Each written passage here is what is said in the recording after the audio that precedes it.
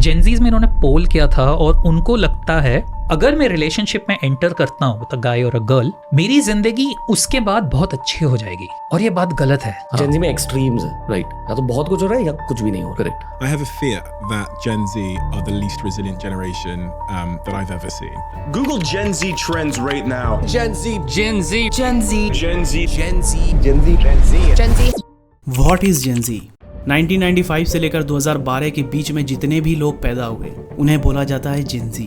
यानी अगर तुम्हारी एज 12 से 29 साल के बीच है, then you are Generation Z, a lost generation, a generation where there is no value for relationship, the weakest generation. What's your body count? 3. 50. Not much, it's 5 rupees.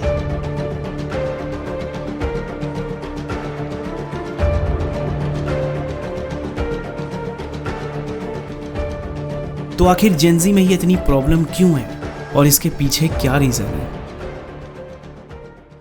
पिछले 100 से 120 साल में टोटल 7 जनरेशन रेज हुई है, जिसमें सबसे पहले आती है ग्रेटेस्ट और साइलेंट जनरेशन।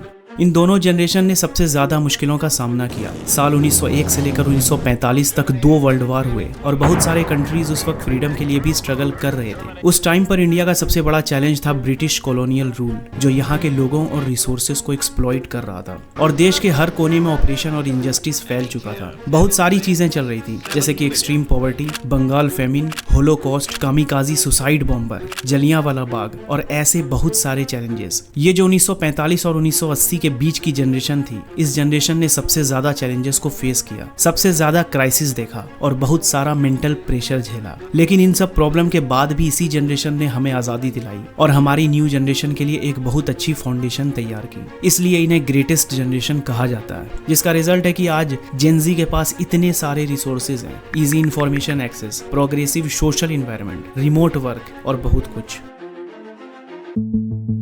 इंटरनेट की शुरुआत इंडिया में 1986 में हो चुकी थी, लेकिन उस टाइम इंटरनेट का एक्सेस सिर्फ एजुकेशनल और रिसर्च इंस्टीट्यूशन के पास था। पर 15 अगस्त 1945 में इंटरनेट को पब्लिक कर दिया गया। अब आज से 20 साल पहले इंटरनेट पर कुल 361 मिलियन यूजर्स थे। आज ये नंबर है 4.5 बिलियन। आज पूरे वर्ल्ड में हाईएस्ट इंटरनेट यूजर वो जनरेशन है जो साल 2000 या उसके बाद पैदा हुए। हमारी इस जेन जी जनरेशन ही ऐसी जनरेशन है जिसको मिला है बचपन से ही इंटरनेट, डिजिटल टेक्नोलॉजी से एक्सपोजर और बाद में सोशल मीडिया का एक बहुत बड़ा एक्सपोजर। और इस 4.5 बिलियन यूजर्स में से तकरीबन 74% जेन जी है और डेटा के हिसाब से 97% टीनेजर्स ने अपनी लाइफ में कोई न कोई सोशल मीडिया ऐप यूज किया है। 2003 में फेसबुक की शुरुआत होने के बाद 2017 तक बहुत सारे सोशल मीडिया प्लेटफॉर्म मार्केट में आए। तो अगर पिछली जनरेशन से कंपेयर किया जाए तो जेन जी के पास बेस्ट रिसोर्सेज अवेलेबल है, पर इसके बाद भी Gen Z are unable to progress और get successful. So what is the reason behind Gen Z downfall? देखो, मैं ये नहीं कह रहा कि सारे जेन जी आर अनएम्प्लॉयड और अनसक्सेसफुल, बट जेन जी की लाइफस्टाइल, इंटरेस्ट, हॉबीज और सोशल अंडरस्टैंडिंग पर हुई ग्लोबल स्टडीज और सर्वे की रिपोर्ट के अकॉर्डिंग जेन जी का फ्यूचर सबसे ज्यादा अनसर्टेन है। Lazy, entitled quitters. Gen Z have been labeled the hardest generation to work with. But are the people born between the 90s and 2010 really that difficult? Our attention span is very short. Gen Z people are lazy and We're a little bit too carefree. Tend to be entitled.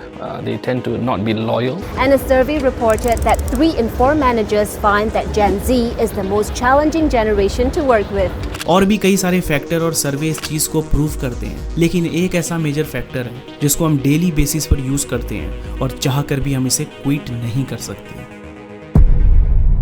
Social media. आज हमारी life में सबसे ज्यादा influence अगर किसी चीज का है तो वो है सोशल मीडिया। एक जेन जी यूजर ऑन एवरेज एक दिन में 4 से 6 घंटे सोशल मीडिया यूज करता है और पिछले कुछ समय में ये नंबर और भी ज्यादा बढ़ चुका है, क्योंकि ये जनरेशन ही ऐसी है जिसमें खुद सोशल मीडिया वजूद में आया। 2003 में फेसबुक, 2005 में यूट्यूब, 2007 में ट्विटर और 2010 में इंस्टाग्राम आया। तो इसी वजह से ये जनरेशन सोशल मीडिया से बहुत ज्यादा इन्फ्लुएंस है। शॉर्ट फॉर्म कंटेंट जैसे कि इंस्टाग्राम रील, यूट्यूब शॉर्ट्स और टिकटॉक बहुत ज्यादा पॉपुलर हो चुका है और इंडिया के अंदर इसको देखने वाले का एक बहुत बड़ा यूजर बेस है। इन्फ्लुएंसर अक्सर अपनी वीडियो में अपनी लेविश लाइफस्टाइल का दिखावा करते हैं। उन्हें देखकर ऐसा लगता है कि उनकी जिंदगी हमसे बेहतर है and we are doing something wrong और we don't have enough to make up to their standard. इस चक्कर में फंसकर हम खुद को दूसरे से कंपेयर करने लगते हैं और खुद के कंडीशन को हेट करते हैं, living us unsatisfied with our own life. आप जिस भी कंटेंट पर ज्यादा टाइम स्पेंड करते हो, जिसे आप लाइक या शेयर करते हो, उसी कंटेंट के अराउंड आपको फोटोज, प्रोडक्ट्स, एड, वीडियोस आपको दिखाई देने लगते हैं। इससे आपका वर्ल्ड व्यू श्रिंक होने लगता है और आपकी ओपिनियन टॉक्सिक होती जाती है। अलग अलग आइडियोलॉजीज के लोग डिवाइड हो जाते हैं और अपने इंटरेस्ट को प्रोटेक्ट करने के लिए सोशल मीडिया और रियल लाइफ में आर्ग्यू करने लगते हैं। Imagine a world where no one believes anything that's true. Everyone believes the government's lying to them. Everything is a conspiracy theory. I shouldn't trust anyone. I hate the other side. That's where all this is heading. Accounts were deliberately and specifically attempting to sow political discord in Hong Kong.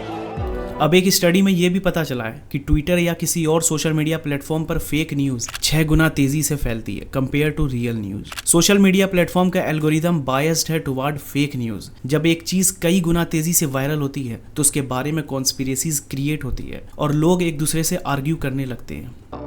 It's not just COVID-19 that's spreading fast. There's a flow of misinformation online about the virus. The notion that drinking more water will flush coronavirus from your system is one of several myths about the virus circulating on social media.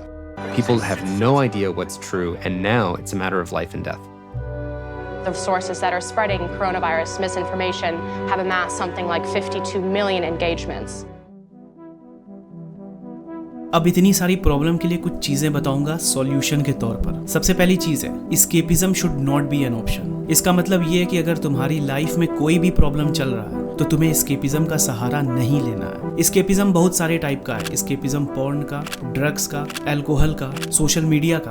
अपनी real life problem पर focus करना ही आपको strong man या women बनाता है। दूसरी चीज है सोशल मीडिया को लिमिट में यूज करना और अपनी इन्फ्लुएंस को गार्ड करना। इसका मतलब ये है कि सोशल मीडिया पर तुम्हें कई तरह के कंटेंट देखने को मिलेंगे, पर चीजों को एनालाइज करना शुरू करो। फोन पर तुम जो भी देखते हो वो दुनिया तुम्हें दिखाना चाहती है। तुम जितना ज्यादा उससे इन्फ्लुएंस होगे उतना ही ज्यादा उन कंपनी का, उन लोगों का फायदा होता रहेगा जो तुम्हें एक्सप्लॉइट कर करके बहुत सारा पैसा बना रहे हैं। B critical of what you consume. आप ऑनलाइन जो भी देखते हो उस पर कभी भी ब्लाइंडली बिलीव मत करो। कोई भी इंफॉर्मेशन या न्यूज शेयर करने से पहले उसे मल्टीपल सोर्सेज से चेक करो। ऐसे कंटेंट देखने से बचो जो आपको डिप्रेस्ड या एंग्शियस फील कराए। ऐसे अकाउंट फॉलो करो जो आपको एडुकेट करते हैं, इंस्पायर करते हैं, मोटिवेट करते हैं। लास्टली आपको समझना होगा कि सोशल मीडिया एप्स एल्गोरिदम का यूज करके आपका फीड पर्सनलाइज करता है, जिससे आप सिर्फ वो ही देखते हो जो आप देखना चाहते हो। Climate change? Yeah. The hoax, yeah, it's real. That's the point. The more they talk about it and the more they divide us, the more they have the power. Coronavirus is not killing people. It's the 5G radiation that they're pumping out. We're being bombarded with rumors. People are blowing up actual physical cell phone towers.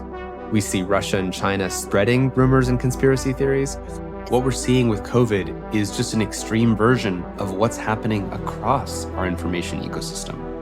Social media amplifies exponential gossip and exponential hearsay to the point that we don't know what's true, no matter what issue we care about. So if you are watching till the end, please subscribe the channel and hit like if you enjoy the video.